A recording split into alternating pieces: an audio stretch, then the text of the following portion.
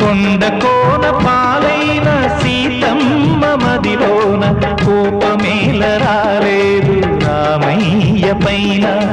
కొండ కోన పాలైన సీతమ్మ మదిలోన కోపమేల రాలేదు రామయ్య పైన.